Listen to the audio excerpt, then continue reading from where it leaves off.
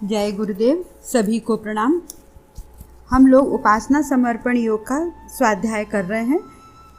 अध्याय 7 डे 3। कल के स्वाध्याय में हमने देखा कि जड़ पदार्थ केवल जड़ पदार्थ तो केवल सुविधा के स्थूल उपकरण मात्र हैं। हम उसके पीछे पागल न बने, वरन चेतन के महत्व को समझें और उसका सही मूल्यांकन करें, है ना। आगे परम पूज्य गुरुदेव जी इसमें बतलाते हैं, चेतना का अजस्त्र भंडार अपने भीतर भरा हुआ है। उसका जितना सम्मिश्रण जिस वस्तु में देंगे वो उतनी ही सुंदर दिखने लगेगी, प्रिय लगने लगेगी। ऐसी दशा में हम संसार के बाहरी पदार्थों के पीछे क्यों भागे, प्रिय की प्राप्ति के लिए इधर उधर क्यों मारे मारे फिरें। परम पूज्य गुरुदेव जी इसमें इतने सुंदर तरीके से हमको समझाते हैं, बतलाते हैं कि चेतना का अजस्त्र भंडार हमारे भीतर ही समाया हुआ है। परम पूज्य गुरुदेव जी इसमें बतला रहे हैं कि चेतना का भंडार हमारे अंदर है, मनुष्य के अंदर समाया हुआ है।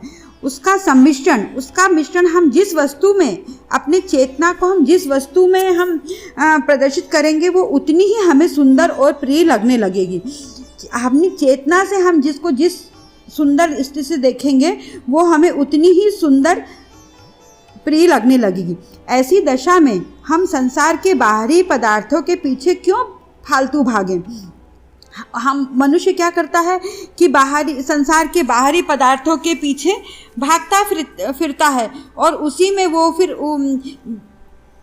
में जब उसको प्राप्त नहीं होती है तो वो मारा फिरता है और असंतुष्ट होता है, और उसी असंतुष्टता में उसको अभावग्रस्त स्थिति होती है। उस सुख साधनों के पीछे दौड़ते थकते और परेशान होता है, और उसके ना मिल पाने पर उसमें अतृप्ति की भावना होती है, और उनके मिल जाने पर विपत्ति भी आती है। वही जीवन की परिभाषा बन जाती है। इसीलिए परम पूज्य गुरुदेव जी हमें स्पष्ट करते हैं कि प्रिय प्राप्ति के लिए इधर उधर मारे फिरने से हमें कोई फायदा नहीं है। जब अपनी भावना पर ही वस्तुओं का प्रिय लगना निर्भर है तो जो उपयोगी आवश्यक उपलब्ध वस्तुएं हैं उन्हें से अपनापन क्यों न करने लगे, उन्हें ही आत्मीयता की दृष्टि से देखकर प्रिय पात्र क्यों न बना लें। परम पूज्य गुरुदेव जी इसमें स्पष्ट करते हैं कि संसार की बाहरी पदार्थों के पीछे भागने से कोई फायदा नहीं है, क्योंकि प्रिय प्राप्ति के लिए इधर उधर मारे फिरने से कोई फायदा नहीं। उसमें हमें असंतुष्ट ही होगा। जब अपनी भावना पर ही वस्तुओं का प्रिय लगना निर्भर है, हमारी भावना के ऊपर ही हमें वस्तुओं का प्रिय लगना जब निर्भर है, तो जो आवश्यक वस्तुएं हों, जो उपलब्ध हों, उन्हें ही अपना क्यों ना मानने लगे, उन्हें ही हम अपनी अच्छी दृष्टि से क्यों ना देखने लगे। जो उपयोगी वस्तुएं हैं, यदि उनको हम अपना मानेंगे और उनको ही आत्मीयता की दृष्टि से देखेंगे, उन्हें ही प्रिय पात्र बना लेंगे, तो हमें उसी में ही संतोष प्राप्त होगा। जीवन में उल्लास सुख साधनों में नहीं, वरन दृष्टिकोण के बदलने से आता है। जीवन में क्या होता है, उल्लास हमें सुख साधनों से नहीं होता, वरन उसके दृष्टिकोण में बदलने से आता है। आनंद हमें कैसे प्राप्त होता, उसके पीछे दौड़ने से नहीं, वो व्यक्ति के परिष्कार में जुटने से होता है। परिष्कार की प्रक्रिया से पात्र पवित्रता, आनंद और आनंद का रस स्वादन करते हैं। संतोष का यही मार्ग है। प्रिय किसे मानना है, किसे ना मानना, यही असंतोष का कारण है। जो प्राप्त नहीं, जो दूर है, जो स्वप्न लोक में लटका हुआ है, उसके प्रति ममता का आरोपण करके मनुष्य असंतुष्ट और खिन्न रहता। परम पूज्य गुरुदेव जी इसमें स्पष्ट करते हैं कि हमें जो वस्तुएं उपलब्ध हो उन्हीं में हम अपनापन दिखाएं, उसी में आत्मीयता रखें, तो वो हम उसमें, यही हमारे संतोष का मार्ग है ना। फालतू की आडंबरों के पीछे हम ना भागें। प्रिय किसे मानना है, किसे ना मानना, यही असंतोष का कारण है।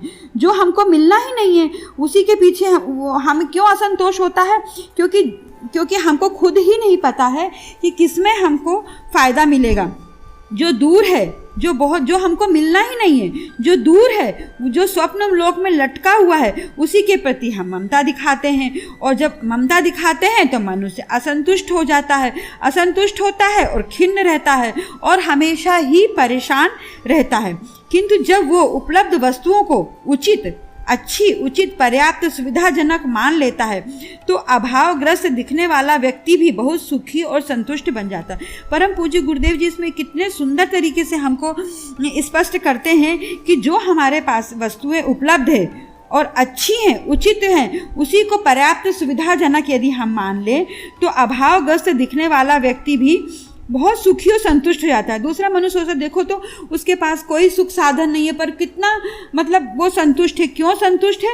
क्योंकि जो उसके पास वस्तु है उसी में वो खुश है, उसी को वो प्रिय मान रहा है, उसी में अभावग्रस्त दिखने वाला भी इसीलिए संतुष्ट है।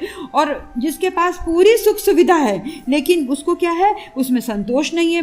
वो जैसे कि एक गाड़ी है, दो सोचता है एक गाड़ी और हो जाए, एक मकान है तो उससे बड़ा मकान हमको मिल जाए, वो चीज़ है तो हमको उससे बड़ी चीज़ मिल जाए, उसको पड़ोसी के देखने में ईर्ष्या। तो इसी में जो स्वप्न परम पूज्य गुरुदेव जी बोलते हैं, जो स्वप्न लोक में लटका हुआ है उसके प्रति ममता आरोपण करने से मनुष्य हमेशा ही असंतुष्ट रहेगा और उसमें उसको कोई फायदा प्रतीत नहीं होगा।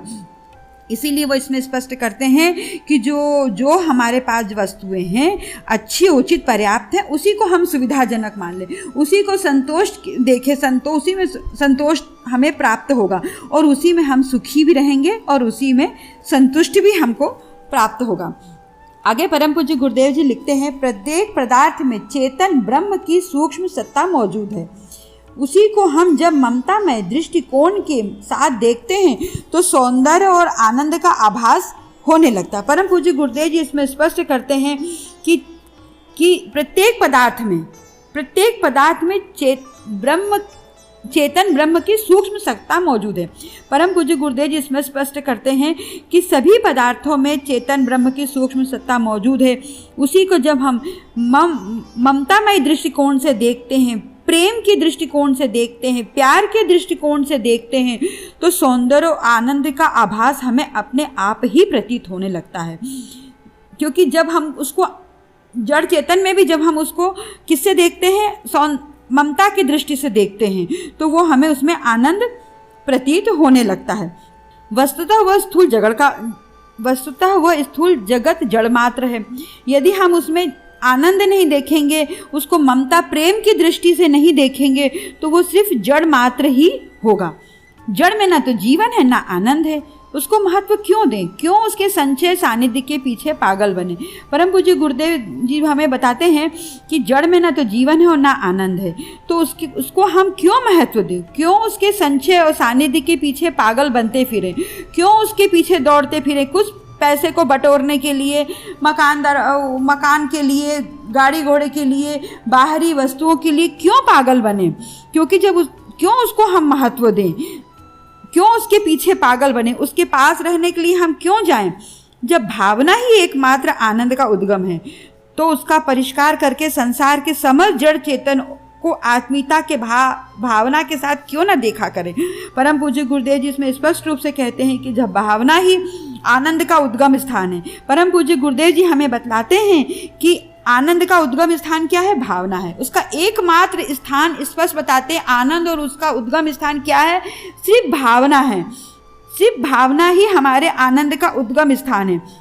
तो उसका परिष्कार करके संसार के समस्त जड़ चेतन को आत्मीयता के भावना के साथ क्यों ना देखा करें। परम पूज्य गुरुदेव बोलते हैं कि तो उसका परिष्कार करके संसार के समस्त जड़ चेतन को हम आत्मीयता के भावना के साथ क्यों ना देखें, जिससे यह सब कुछ आनंदमय प्रतीत होने लगे। यदि हम सब चीज़ों में भावना से देखेंगे तो हमें क्या होगा, जब हमें मालूम है कि भावना ही एकमात्र आनंद का उद्गम स्थान है तो हम उस दृष्टि से देखेंगे तो हमें पूरी सृष्टि, पूरी दुनिया हमें आनंदमय ही प्रतीत होने लगेगी।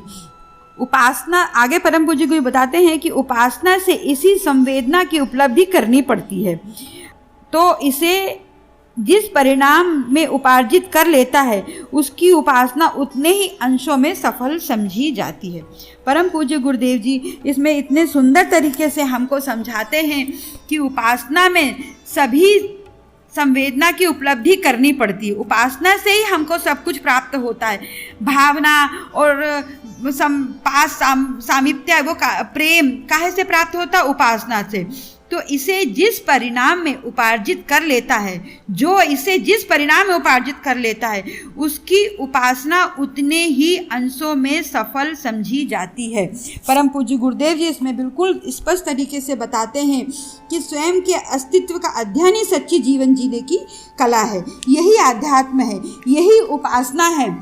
और उसको ही यदि हम अपने जीवन में उतारेंगे तो जीवन का आनंद लेना हो तो उसके लिए अंतर की गहराई में उतरते चले जाएंगे। जिस प्रकार से समुद्र के तल में मोती ढूंढ लाने का साहस हमें दिखाना होगा, तभी हम आनंद को प्राप्त कर पाएंगे। आनंद को इसी रूप में हम प्राप्त कर पाएंगे। इसमें परम पूज्य गुरुदेव जी ने स्पष्ट कर दिया है कि आनंद और उसका उद्गम स्थान भावना है। जड़ पदार्थ में इसमें कोई भी फल नहीं है। जड़ पदार्थ में ना तो जीवन है और ना आनंद है। आनंद किस में है? भावना में है। आनंद का उद्गम स्थान कहाँ है? उन्होंने क्लियर किया है परम पूज्य गुरुदेव जी ने कि भावना एक ही मात्र आनंद का उद्गम स्थान है। क्यों ना हम भावना से, उपासना से उसको फलीभूत करें और उसकी उपासना उतने ही अंशों में उसकी सफल हो जाएगी। इसलिए स्पष्ट है कि आनंद का उद्गम स्थान भावना है। आज के लिए इतना ही। जय गुरुदेव। सभी को प्रणाम। सद्गुरु अर्पणमस्तु।